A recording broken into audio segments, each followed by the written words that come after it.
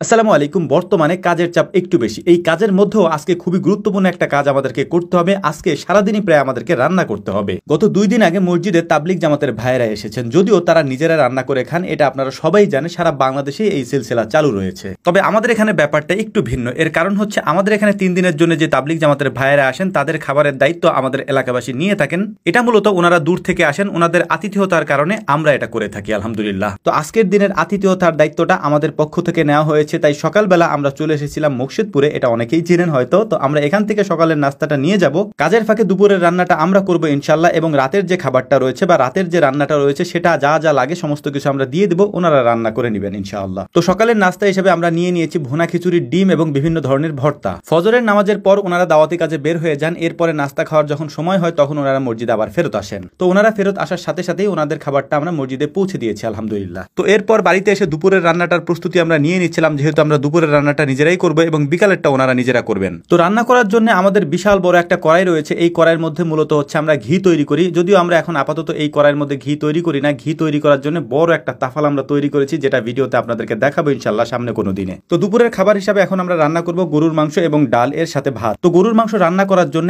আমরা একেবারে খাঁটি পিওর সরিষার তেল দিয়ে গরুর মাংস রান্না করব, যাতে করে এটার স্বাদ অনেক বেশি বেড়ে যায়। এটা আপনারা অনেকেই হয়তো জানেন যে গরুর মাংস যদি সরিষার তেল দিয়ে রান্না করা হয়, স্বাভাবিকের তুলনায় ওই গরুর মাংসের স্বাদ অনেক গুণে বেড়ে যায়। তো রান্নার জন্য ঘাস কেটে আসার পর সজীব মামা আমাকে হেল্প করতেছিলেন, কারণ আমাদের বাকি যারা রয়েছেন তারা বিভিন্ন কাজে ব্যস্ত রয়েছেন। আমরা দুইজনই একটু ফ্রি ছিলাম, কারণ আমরা ঘাস কেটে এসেছি এবং অন্যান্য কাজগুলি সেরে এসেছি। রান্না করার ক্ষেত্রেও আমাদের একটা তাড়া রয়েছে। এর কারণ হচ্ছে জোহরের আগে আমাদের এই রান্নাটা শেষ করতে হবে এবং জোহরের পরে এই খাবার আমাদেরকে নিয়ে পরিবেশন করতে হবে ইনশাআল্লাহ। মাংস রান্নার ক্ষেত্রে তেল হিসেবে সরিষার তেল ব্যবহার করার কারণে মাংসের কালারও একেবারে চকচকা হয়ে গিয়েছে। এটা দেখতেও বেশ সুন্দর লাগছে মাশাআল্লাহ। তো দেখতে দেখতে মাশাআল্লাহ আমাদের রান্নার কাজটা বেশ ভালোভাবেই এগিয়ে যাচ্ছিল। এর পাশাপাশি আমাদেরকে অন্য আরেকটা কাজও করতে হচ্ছিল, দৌড়ায় দৌড়ায় যে হলুদ, মরিচ এবং ধনিয়া এগুলি আমরা রোদ্রে দিয়েছি। এর পাশাপাশি গম রোদ্রে দিয়েছি। এগুলি রোদ্রে শুকিয়ে তারপর আমাদেরকে ভাঙতে হবে, যে কারণে এই রোদটা আমাদের জন্য খুবই দরকার ছিল। পবিত্র কোরআনে আল্লাহ তাআলা মানুষকে খাওয়ানোর কথা বলেছেন। যত বেশি মানুষকে আপনি খাওয়াবেন তত বেশি আপনার রিজিকে আল্লাহ তাআলা বারাকা দান করবেন, বরকত দান করবেন। তারই একটা প্রতিফলন আজকে আমরা দেখতে পাচ্ছিলাম। গত কয়েকদিন যাবত আমরা চেষ্টা করছিলাম এই